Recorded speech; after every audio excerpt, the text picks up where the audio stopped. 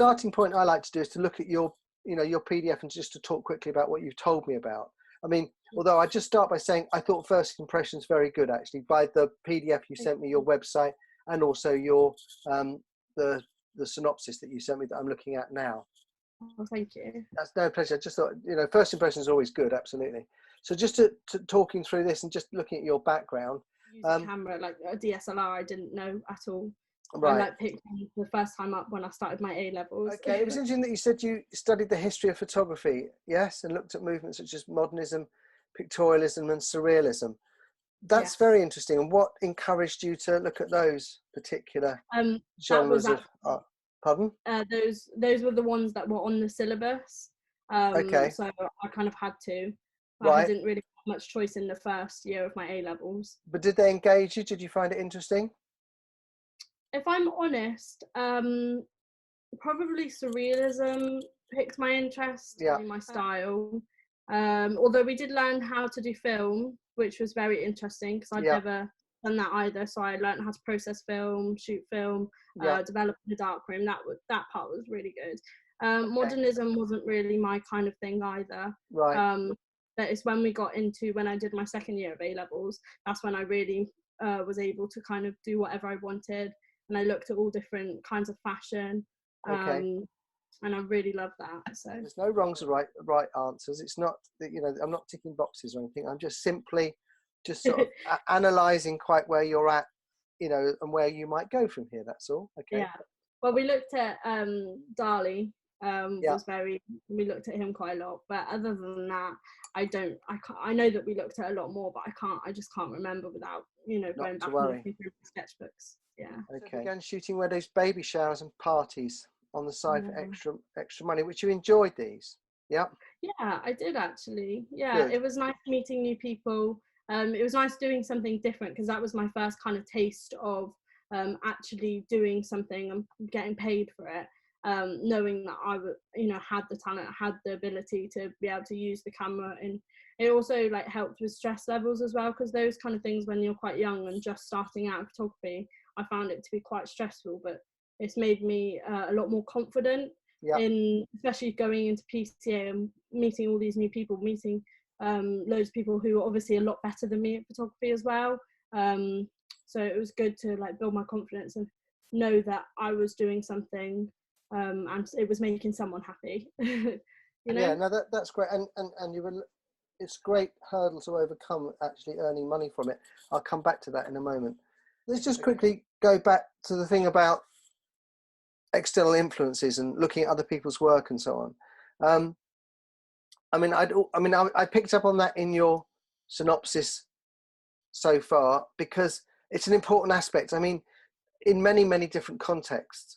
I mean, it's really worth looking at the work of great artists and people and studying their work, because there's obviously a relationship between photography and art and the use of light and composition in particular.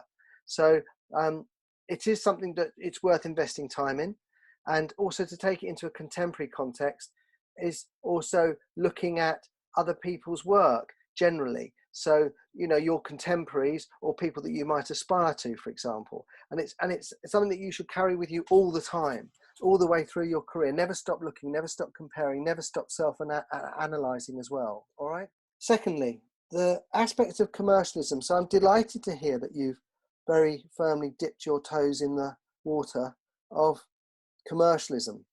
You're a very good example of a young person, young image maker who's made a lot of progress in that direction. The world is full of great artists that never ever really became very much because they weren't able to overcome the issue of commercialism, of being able to actually sell their products or sell their art. It's an enormous hurdle to overcome.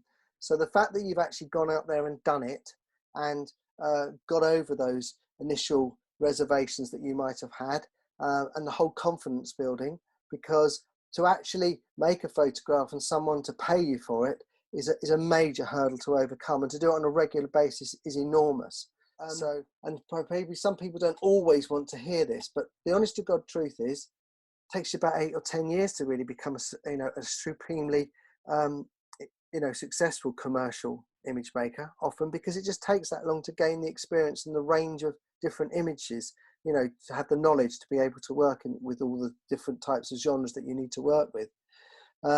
So, you know, you're well on the path, absolutely. And it's interesting that you say that you like working with in studios and using artificial light, because a lot of the time people prefer to work with natural light because it's easier. So you've conquered one of the more tricky parts, which is working with artificial light. So you're definitely ticking quite a few boxes as far as a good career path is concerned. A range of work, and it had a commercial sense and a commercial feel to it. And there were definitely good options there. And I wouldn't have necessarily said that it was particularly biased in one direction. I thought it was jolly good in lots of directions, actually, which is a really good position to be in. You're producing that, like the food photographs and the pictures of jewelry and so on. You know, I could see them in a magazine, I could see them in a shop window and so on. I could see them with type and graphics around them and so on. So they were working for me, definitely. And I thought that your images of, you know, fashion-y type photographs, again, you know, I could definitely see those in catalogues and so on. And I thought, again, well, there's a picture in a wine bar and so on. Again, I mean, it's a good commercial photograph. I mean, it's a good picture that's amply usable. So collectively, you know, I couldn't give you 10 out of 10 at the moment, because that would be encouraging you. But I'm definitely saying, you know, you're like a high 7, 8 out of 10, because I think the collection, the overall impression of your work is really, really good, and whatever you're doing is working really well for you. Thank you. So that means no, it's a pleasure. I mean, you know, it's an honest synopsis. Where do you go from here? Well, for a start, don't fix what ain't broke. Carry on doing what you're doing, for sure. I mean, you know, specifically as far as specialization is concerned, it's great to hear that PCA's planted ambition and made you feel more ambitious, which is great, you know, because I mean, I think empowerment is an important thing. And I think when you choose a profession like photography chooses you, I think a lot of the time you're up against the no word. I mean, that's often, you know, because, like, as you say, it's competitive. So generally speaking, most people think that the chances of, you know, or they're going to tell you that it's going to be, you're going to struggle to make it. You're going to struggle to you know, to get there, basically, with it. It's, you know, that is something. And I tend to be someone that likes to say yes, you know, try to fulfill your ambitions. Absolutely. So, I mean, at your stage in the game with what you've done already, I would say to you, carry on, pursue your ambitions.